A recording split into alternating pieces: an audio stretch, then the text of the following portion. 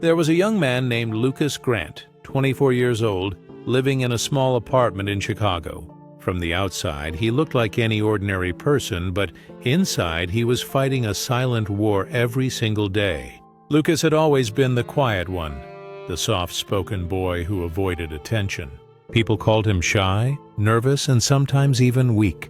But the truth was, Lucas wasn't weak. He only doubted his own worth. He worked at a local electronics store, arranging shelves and assisting customers. He was good at his job, polite and hardworking. Yet his manager always praised others more. When it came to promotions, he was never considered, not because he lacked skill, but because he lacked confidence to speak for himself.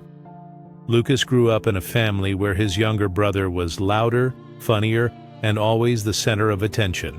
At every gathering, relatives praised the brother and said, "Lucas is a nice boy, but he's too quiet." Every time he heard that, a part of him folded further into silence. But life changes in moments we least expect. One evening, an elderly man walked into the store. Lucas helped him patiently, explaining products gently and clearly. Before leaving, the old man stopped, looked directly at him, and said, "You have a strong voice. You just don't use it." The words hit somewhere deep. No one had ever told Lucas that his voice could be strong.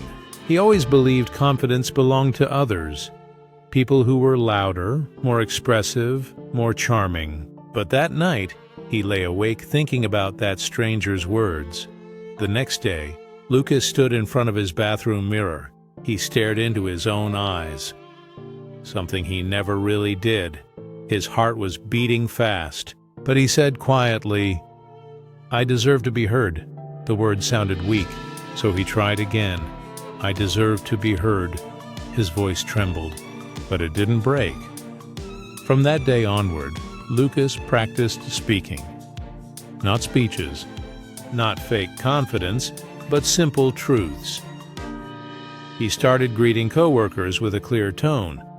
When he explained products to customers, he stood straighter. He didn't become loud. He became present. One afternoon, the store held a small meeting.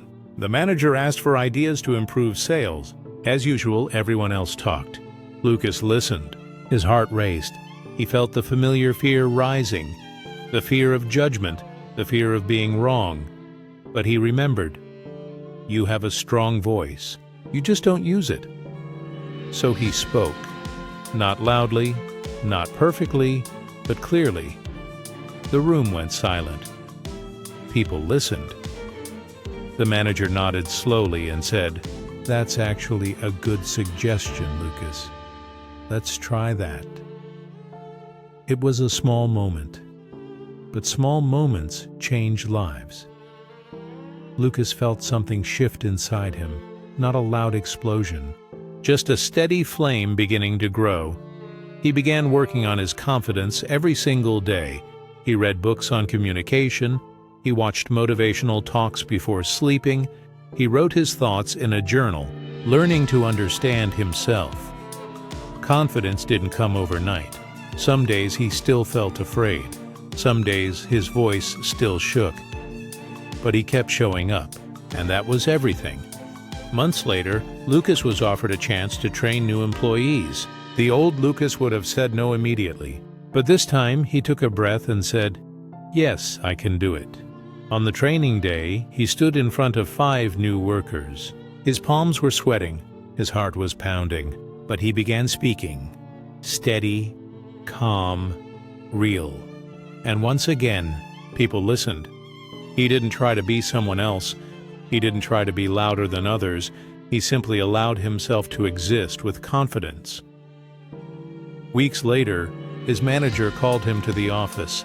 He said, "Lucas, I've seen your growth. You're reliable, responsible, and now a leader. I'd like to promote you." Lucas didn't freeze. He didn't panic. He didn't doubt. He smiled and said, "Thank you. I believe I'm ready." And he was. Lucas didn't become famous. He didn't become extraordinary. He simply became himself, fully. And that was enough. Moral confidence is not about being louder than others. It is about believing that your voice has value. even if it shakes.